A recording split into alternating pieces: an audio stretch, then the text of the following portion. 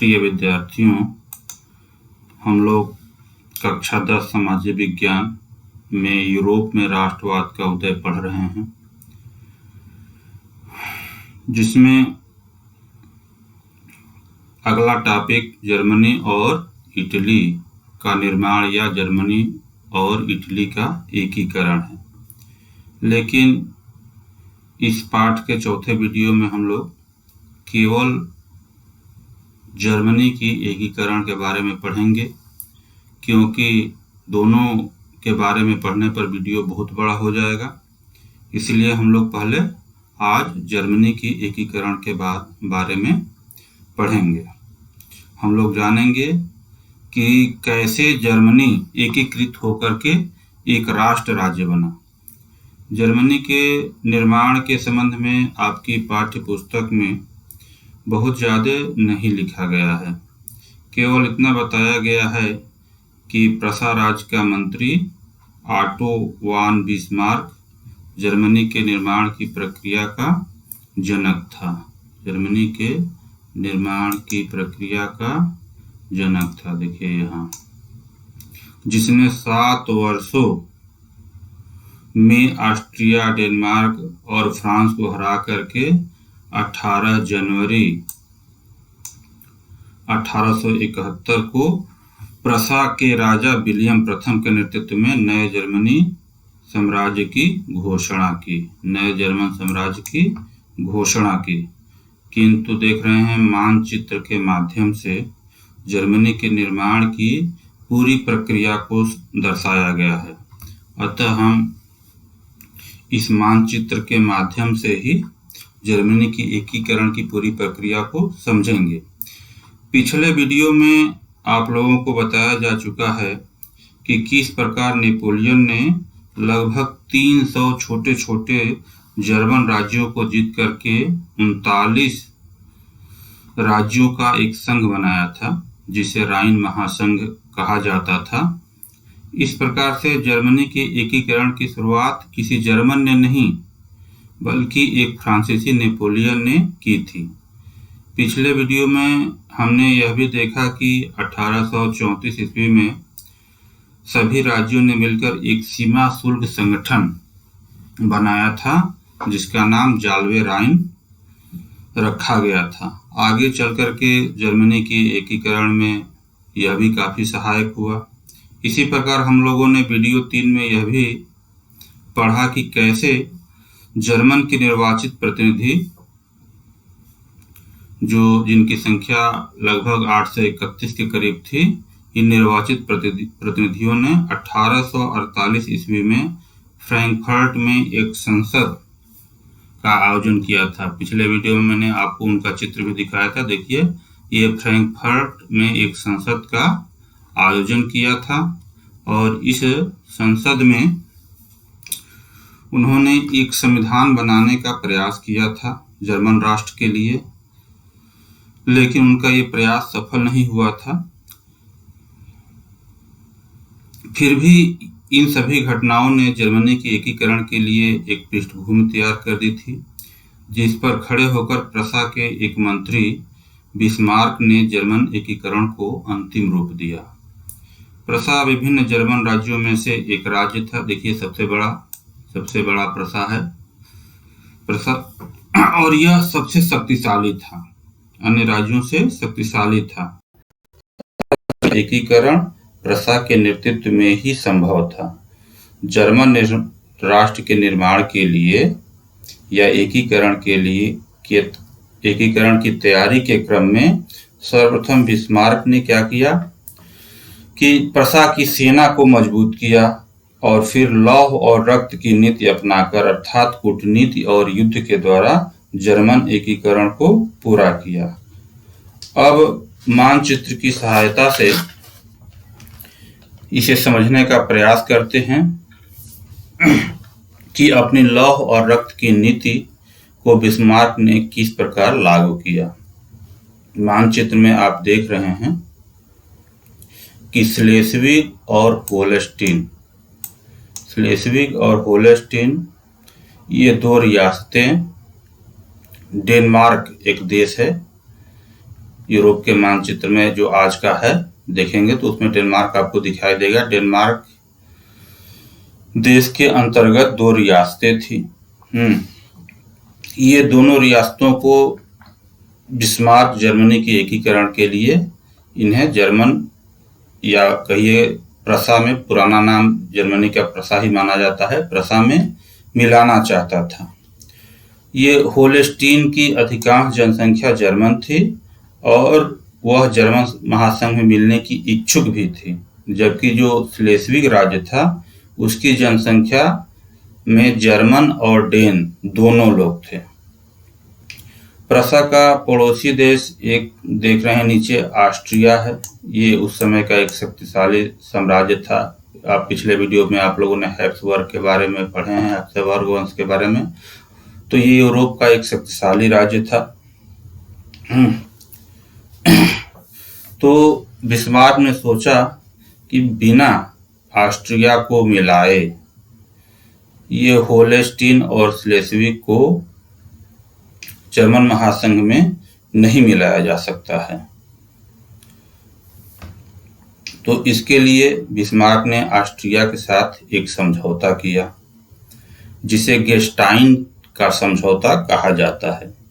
इस समझौते के तहत बिस्मार्क ने ऑस्ट्रिया से कहा कि आओ मिलकर के इन दोनों राज्यों पर हम लोग कब्जा कर लेते हैं, होलेस्टीन तुम ले लेना और स्लेस्विग मुझे दे देना। अब इस समझौते को आप ध्यान से देखेंगे, इस पर विचार करेंगे तो होलेस्टीन में जर्मन जनसंख्या ज्यादा होने के बावजूद भी बिस्मार्क ने होलेस्टीन को नहीं लिया, जबकि स्लेस्विग को लिया। तो क्यों ऐसा किया? यहीं पर बिस्मार्क की कूटनीति झलकती है। उसने सोचा कि होलेस्टीन की अधिकांश जनसंख्या जर्मन है, उसे तो बाद में भी मिलाया जा सकता है, पहले स्लेस्विग पर कब्जा कर लिया जाए। तो बिस्मार्क की इस कूटनीति में ऑस्ट्रिया फंस गया। दोनों ने मिलकर डेनमार्क से स्लेस्विग और होलेस्टीन छीन लिया। समझौते के अनुसार होलेस्टीन ऑस्ट्रिया को मिला और स्लेस्विग प्रसा बिस्मार्क को मिला।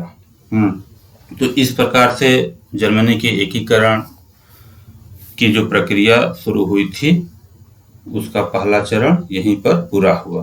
अब बिस्मार्क को होलेस्टीन ऑस्ट्रेलिया से लेना था, अतः प्रसा और ऑस्ट्रेलिया में युद्ध होना ही था। अभी और इस प्रसा के बगल में देख रहे हैं आप, ये रूसी साम्राज्य है। ये भी यूरोप में उस समय शक्तिशाली था और इसके बगल में ऑस्ट्रिया साम्राज्य है। तो रूसी साम्राज्य में पोलैंड में विद्रोह हुआ था, तो उस विद्रोह को दबाने में बिस्मार्क ने रूस की सहायता की थी। तो बिस्मार्क यह जानता था कि जब भी ऑस्ट्रिया से युद्ध होगा तो रूस कम से कम ऑस्ट्रिया का साथ तो नहीं देगा, तटस्थ रहेगा। और दूसरी यूरोप में उस समय दूसरी बहुत बड़ी शक्ति ब्रिटेन थी। तो ब्रिटेन उस समय शानदार अलगाववाद की नीति पर चल रहा था, अर्थात उसने प्रण कर लिया था कि मैं यूरोप की राजनीति में किसी प्रकार का हस्तक्षेप नहीं करूंगा, मैं केवल अपने व्यापार और वाणिज्य पर ही ध्यान दूंगा।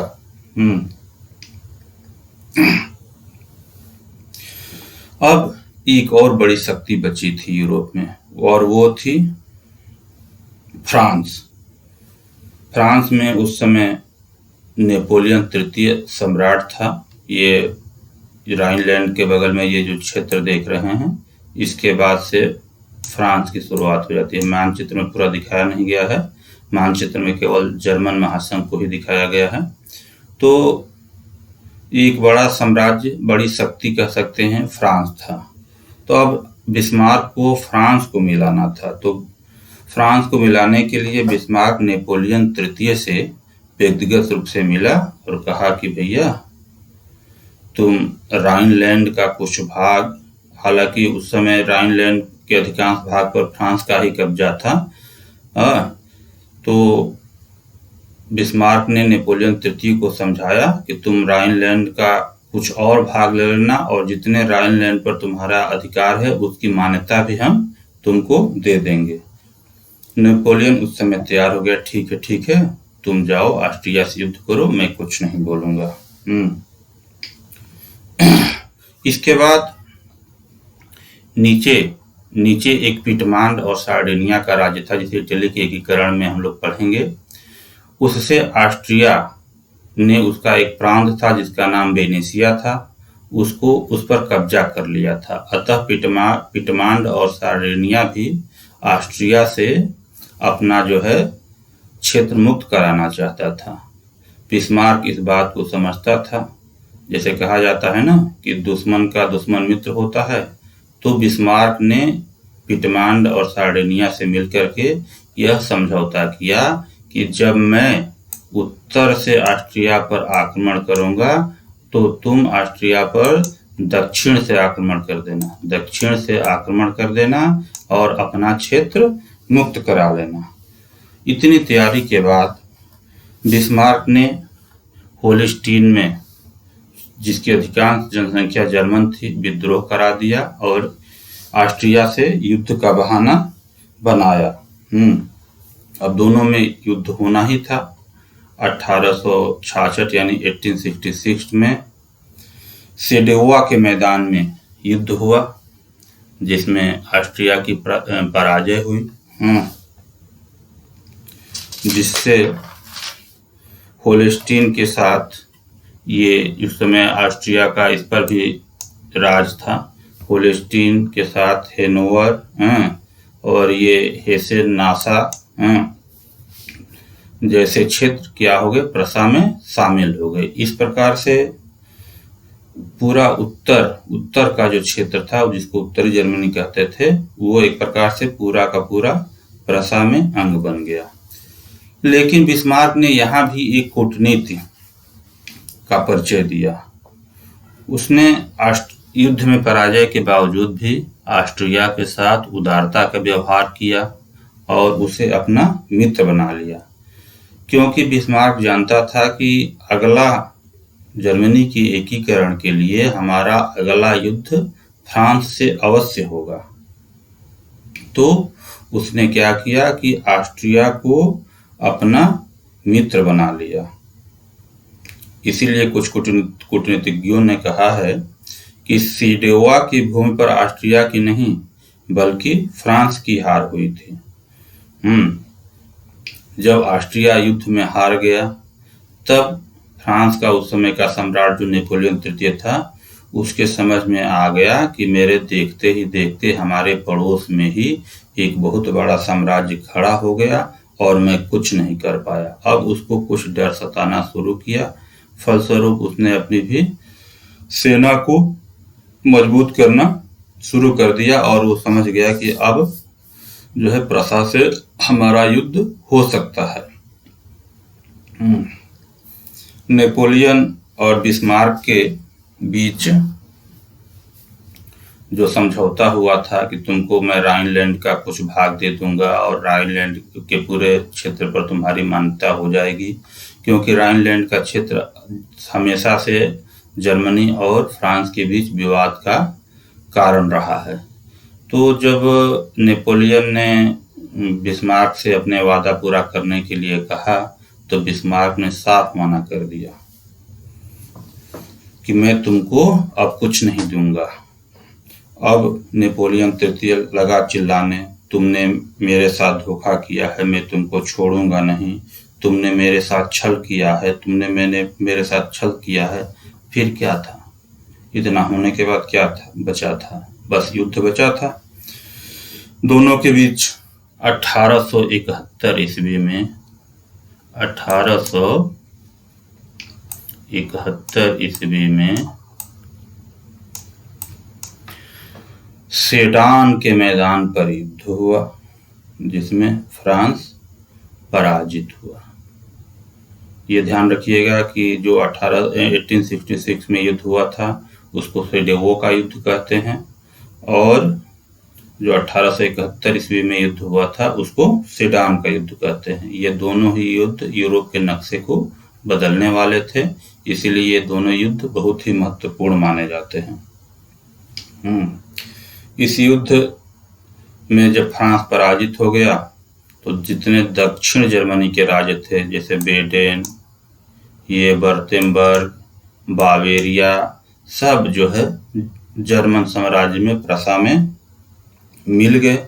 और ये जो मैप में आपको हरे से दिखाया जा रहा है, ये खुद जो है जर्मन साम्राज्य में सम्मिलित होने के लिए, जितने राज्य थे वो खुद ही जर्मन साम्राज्य में सम्मिलित होने के लिए बिना युद्ध के ही राजी हो गए थे।